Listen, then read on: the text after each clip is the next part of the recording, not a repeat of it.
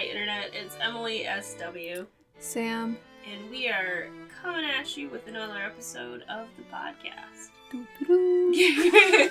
We need like a theme song or something. Oh, you know what I was gonna say to you? While we were sitting and then we got too distracted. Yeah.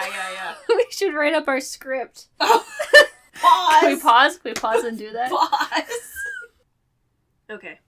Try again. We're back. Like the professionals that we are. Oh yeah, we wrote the script, and now we're gonna read it. Yeah. Hi, Internet. It's Emily SW. Sam.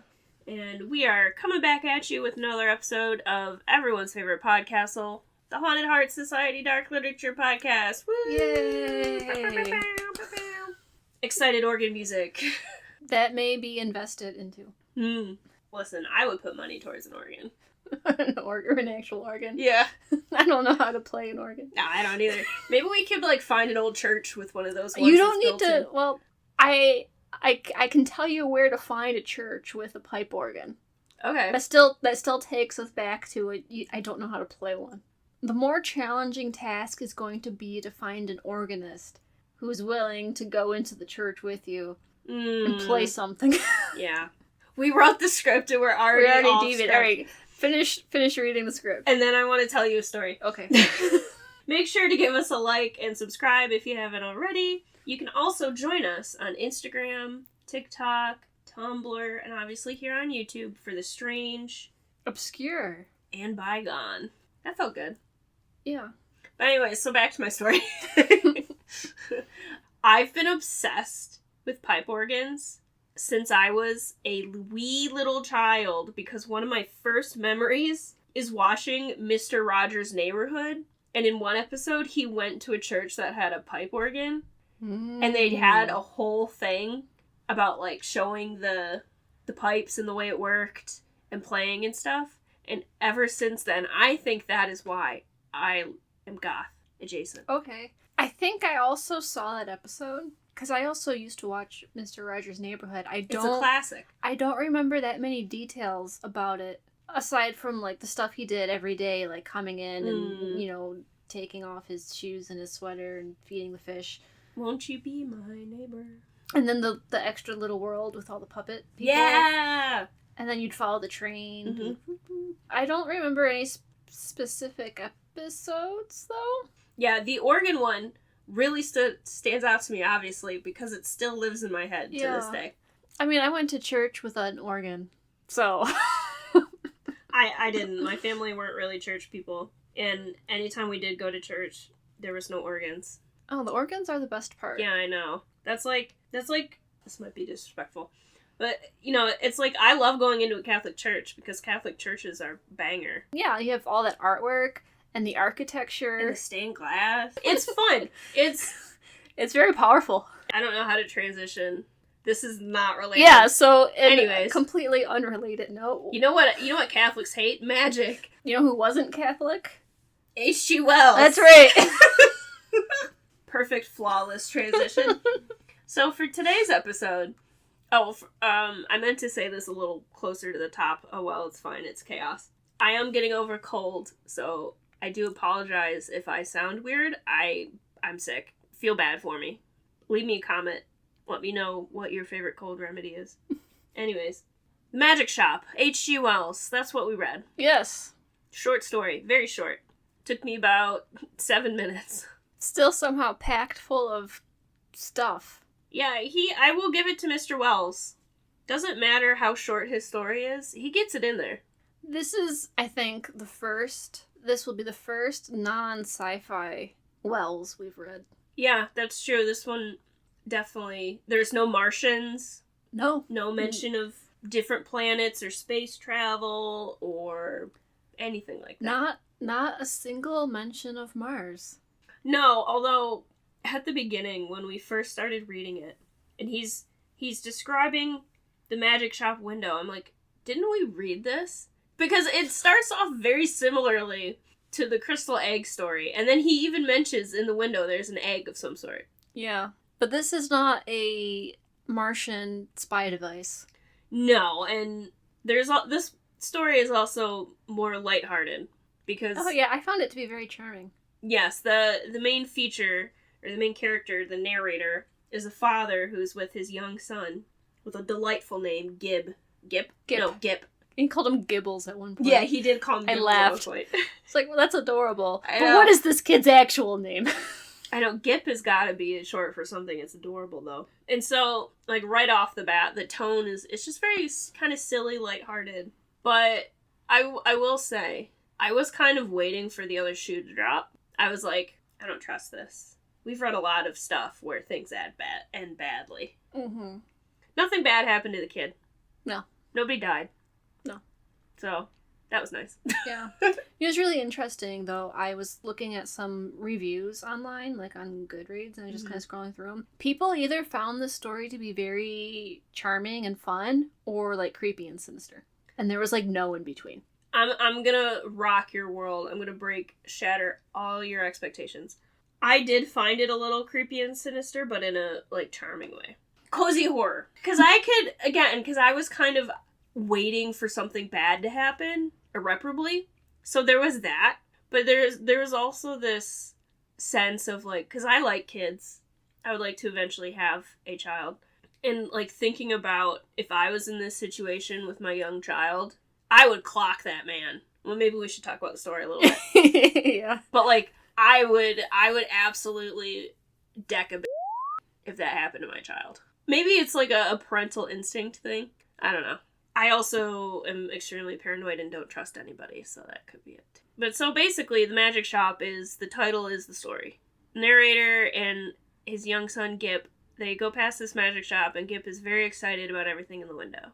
And he wants to go in. And the dad is like, well, your birthday's coming up. Let's go in. You get your description of quote-unquote trick shop things, right? Like mirrors, distort you for the funhouse mirrors. Yeah, funhouse mirrors. And there's a papier-mâché tiger that's moving. And at this point, I'm like, okay, is it actual magic or not?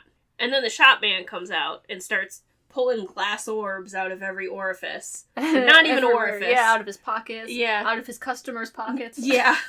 And the dad is like, oh, you're such a good magician, but the kid is like, whoa. And then the dad starts going, how are you doing? Yeah, this is, I think, kind of like the point of the story, where it's like the difference of perception between the adult and the child. Yeah. Where the shopkeeper is insisting the magic is real. Everything is real. All the magic is real. And the father's like, that's a good trick. That's a good one. How are you doing that? And the kid obviously totally believes it. And then us as the reader, I think, are also kind of led to believe that the magic is real. Yes. Especially because the longer they spend in this shop, the stranger and stranger things get. Oh, yeah, it escalates. Mm-hmm. Because you could even, he's pulling glass orbs out of his mouth and elbows and the kid's pocket and this, that, and the other thing. You could explain that away. Pretty common sleight of hand. Like, oh, look, it's behind your ear. But then, things keep going and going and going. And the shop man, the thing that I really liked was, takes the dad's hat. And he's like, oh, man, you got all this shit in here. Like, it's like, man, people just carry things around. They never know what they're carrying around. It's just crap. Yeah, and then he pulled a little demon out of the father's coat. Yeah.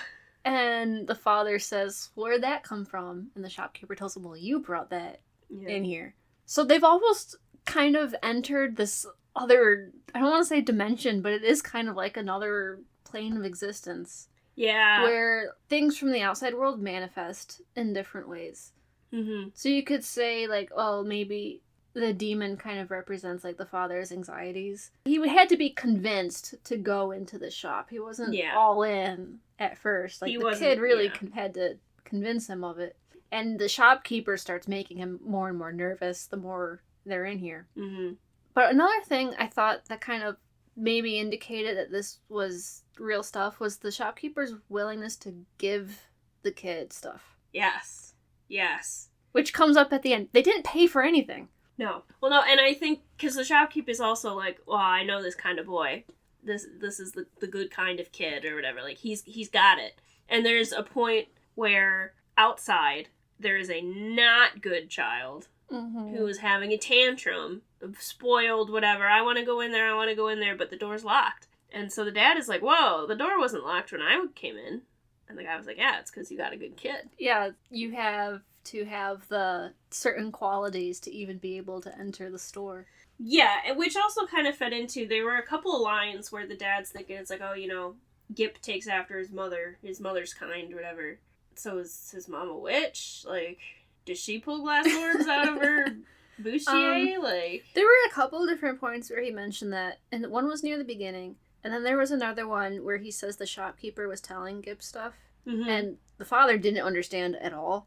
But he's like, oh, well, he's got a good ear like his mother, so he must understand what's going on. Yes. Yeah, so there were certain points where I was like, oh, magic, this is an established world where magic is a thing and everyone knows, whatever, blah, blah, blah. But then there were other points where I was like, no. No. But I wanted to say about, like, the demon and stuff, and about, you know, carrying things in, and, like, different emotions or feelings manifest as things. That really, I was picturing kind of like Blue Exorcist, where, you know, people have the little, like, demons that cling on to them, but they can't see them, but the other exorcist can see them. They did that in Origami, too. Yeah. It's a pretty common trope. They also do it in completely different direction. Did you ever see the movie Spiderwick Chronicles, or read the books? No. Well, that's fairies. But there's a thing, like a mechanic, like it's a game. There's a thing in that book where nobody can see fairies unless you need, like, they have, like, a hag stone. You can look through the hole, a magic stone, and see the fairies. Like in Coraline. Yeah. Or there's, like, certain substances. I believe it's spit of some sort. So, like, the little creature spits in your face, and then you can see fairies. Gross. Yeah. I mean, it's a kid's book. You gotta have something in there. So I was also kind of trying to figure out what the metaphor, like, if there was a larger metaphor of the meaning of the kid understands the magic, the dad doesn't. But I mean, aside from maybe just kids being more receptive to that kind of fun, whimsical, they're more likely to believe in certain things that an adult doesn't. Yeah, that's also a common story trope, like Peter Pan. I mean, going back to the thing with the mother, it was kind of just barely touched on, but kind of like the roles of your two parents, and, like, the gender roles of your parents. Yeah, because at one point, the dad was, like, scolding the child, and he's like, oh, I want to give him a kiss, but that's not my role. I'm the dad. Because he actually says, like, well, I'm not his mom, so I'm not going to do that. Yeah. I was like, man. Also, like, with the story this short, I didn't really need anything else. We're having a good enough discussion about it. It's not like we're a groundbreaking story. It's not like it's changed my life forever. But no, and it took me on enough of a journey, and I got enough details. It was fun. It was interesting, and it was satisfying, despite the fact that not a whole lot happened. Well, tons of stuff happened. Yeah. Let me rephrase that. A lot of stuff happened. Here's I guess if you go through the story, first of all, you have Wells once again writing about curiosity shops. Yeah, I think for the second time, I think he would have loved Oddities Expos or something. Oh my god, yeah. Yeah, he must have just spent so much time in those little shops. Which, so do we. I mean, if we see a little thrift store, we don't live in London, though. No, we don't. In the 18... whatevers. Yeah. I don't know exactly when he wrote this story. This story was written for Strand magazine, which still exists, I think. Oh, you got the big tome of Wells here. Yes, this is the H.G. Wells Collector's Book of Science Fiction, so this doesn't have any of the more fantasy stories in it. Also, thinking about H.G. Wells, you don't really associate him with fantasy stories. No. Or different genres. But he did write a lot of different genres, and this, on the site that you had sent it, is tagged as Gothic. Yeah. I don't know that I would. No, it's necessarily Gothic. I mean, it's got a little bit of a dark... Okay, so The War of the Worlds is published in Pearson's magazine. No. Kind of wild to think about from us here in our day and age of 2025, almost 2026, God help me, that so many writers got started in magazines in general. Like, that was a thing, and that was a big deal. Yeah. And that's why we still have a lot of these stories today. And that's why we are doing what we're doing. Yeah. Because This didn't start off as a channel. No. It started off as, let's make a fiction publication for ourselves. Bring back magazines. Yeah. Yeah. So, that's another thing that we have. That's true. Again, Haunted Heart Society, Look us up on Instagram, TikTok, Tumblr for updates and all that stuff. We were thinking about Penny Dreadfuls, though, which is a little different but similar. It's evolved into a little bit more of like a magazine rather than like a pamphlet. Yeah, well, that's the creative process, right? Mm-hmm. I want to work on some offline ones. Because I think that'd be fun. I say, yeah, I mean, there's so much stuff I want to work on, and I just keep getting... Wells and the Magic Shop. Okay, so I'm going to say, too, when you proposed that we read The Magic Shop, you know what I was thinking of? BTS. I was thinking about BTS. Yeah, I've had the song stuck in my head. Yeah. You know what? I think the BTS Magic Shop would be similar, but more purple. Yeah, more purple and less of an undercurrent of child endangerment. Well, the child was never in real danger. No, but it was also like because we read The Man Who Laughs, Monsieur Hugo, with the child snatchers. Oh. I was kind of thinking about that. You were influenced. Yeah, that story definitely was. Well, there was a moment where Gip disappeared. The shopkeeper did a vanishing act with the kid. Yeah, and see that. So that's near the end of the story where they've gone deeper into the magic shop and things are getting weirder and weirder. And there's a man who's changing the shape of his nose grotesquely, almost like another demon. And the dad is like, danger, red alert. Yeah. Meanwhile, the shopkeeper is piling more and more parcels into the kid's arms. Yeah, and then basically anything he wanted, he was given. Yeah, because he went in there with an open mind and an open heart, and he was like, yeah, magic, great. I love it. He was the chosen one. Chosen one, yeah. I was gonna say, reading this also it was like reading about Diagon Alley, except with a more competent writing style.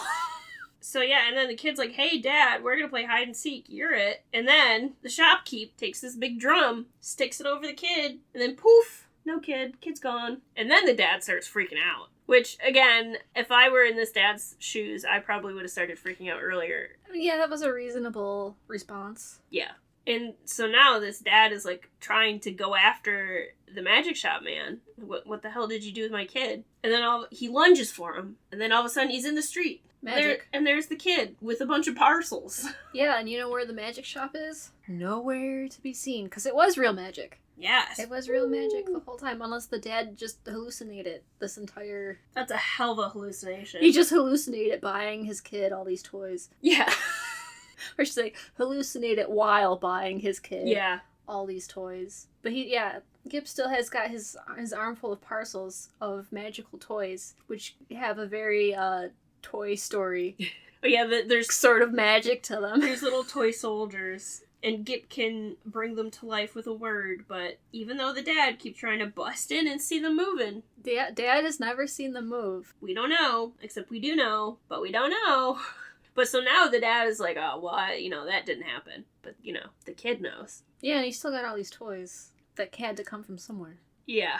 Meanwhile, as I said before, they never got paid for. No, and that's literally how the story ends. Is the dad is like wandering around the area where they found the shop, and freaking realest line I've ever read in my life. I have an incurable habit of paying bills. Yeah, and then he says, well, I'll just wait for them to send an invoice. Yeah. Well, they have my address. If they want the money, they'll come find me. And he's like, oh, I want to do the honorable thing. I don't want to... Which... I think that's another kind of aspect of, like, the adult perspective versus the child perspective, where the adult is really thinking about the logistics of acquiring stuff. Yeah, and also... The kid is like, oh, this guy wants to give it to me? Great. That's awesome. That's so generous. And the dad is like, generosity. We live in a capitalist society. Yeah, right. So the kid is able to take the gift for what it is, a gift. And the dad is like, I don't know. I don't know if I have what else there's to say about this story. No, I mean, it was less than 4,000 words. It was pretty short. Yeah.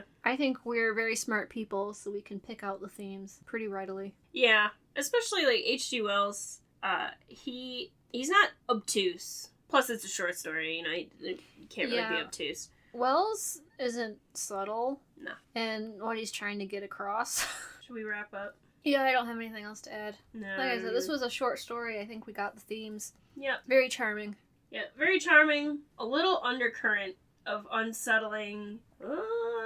I don't know about this. A little creepy, stranger danger. But it all worked out in the end. Nice little example of Wells's non-sci-fi rating. Yeah, it's true. It was very grounded in reality with just the hints of fantasy. Yeah, it was enjoyable. You can find it online, read it for free, so give it a look.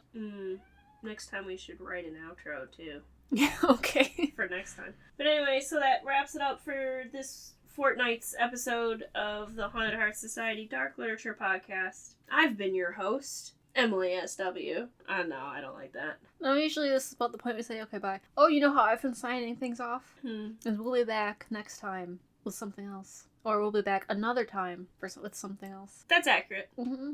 Truthful statement. Yeah. I like it. We'll be back another time with another thing. With something else. Goodbye!